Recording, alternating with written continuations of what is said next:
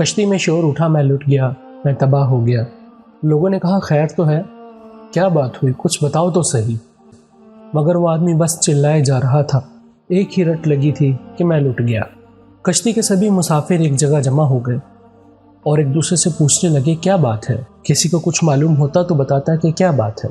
کشتی بہت بڑی تھی، اتنے مرد اور عورتوں میں ایک طرف بڑے عالم و فاضل اللہ کے بندے بھی بیٹھے تھے۔ شور کی آوازیں انہوں نے بھی سنی۔ رونے پیٹنے والے کو سمجھا کر جب بات پوچھی گئی تو اس نے کہا غریب مسافر ہوں، ایک تھیلی میں زندگی بھر کا سرمایہ میں نے چھپا کر رکھا تھا، کسی ظالم نے وہ تھیلی چرا لی۔ یہ سن کر سب کو بہت افسوس ہوا۔ پوچھنے والے نے پوچھا کہ کتنا مال تھا تھیلی میں؟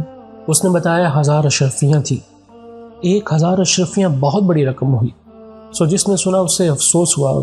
کچھ لوگ مل کر مشورہ کرنے لگے، کشتی کے مسافر کو بلایا، سارا ماجرا اسے کہہ سنایا۔ اس نے کہا اگر تھیلی کشتی میں ہے تو پتہ چل جائے گا، میں سب مسافروں کی تلاشی لیتا ہوں۔ آنن فانن یہ خبر ساری کشتی میں پھیل گئی۔ کشتی میں مرد، بوڑھے، عورتیں اور بچے بھی تھے۔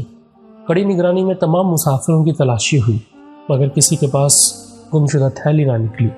اب لوگ اس شخص پر الٹ پڑے، طرح طرح کی باتیں ہوئیں اور ہوتے ہوتے سب کو یقین ہو گیا یہ شخص جھوٹا ہے، جھوٹے پر اللہ کی لعنت ہوتی ہے۔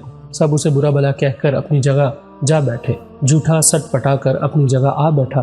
جب تک سفر جاری رہا مسافر اسے پھٹکارتے رہے۔ اصل میں ہوا یہ تھا کہ جب سفر شروع ہوا تو یہ جھوٹا پھرتا پھراتا کشتی میں گشت کرتا اس عالم فاضل اللہ کے بندے کے پاس بھی پہنچا تھا، اور ان کے پاس اٹھنے بیٹھنے سے اسے معلوم ہو گیا کہ اللہ تعالیٰ کے اس نیک بندے کے پاس ایک تھیلی میں 1000 اشرفیاں ہیں۔ اب اس فریبی کو ہر لمحہ یہ فکر کھائی جا رہی تھی کہ کس طرح 1000 اشرفیوں کی تھیلی لے اڑے۔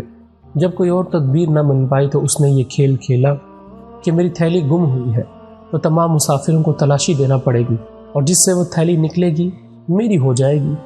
اور پھر اس عالم کی بھی تلاشی ہوئی لیکن کسی کے پاس وہ تھیلی نہ نکلی۔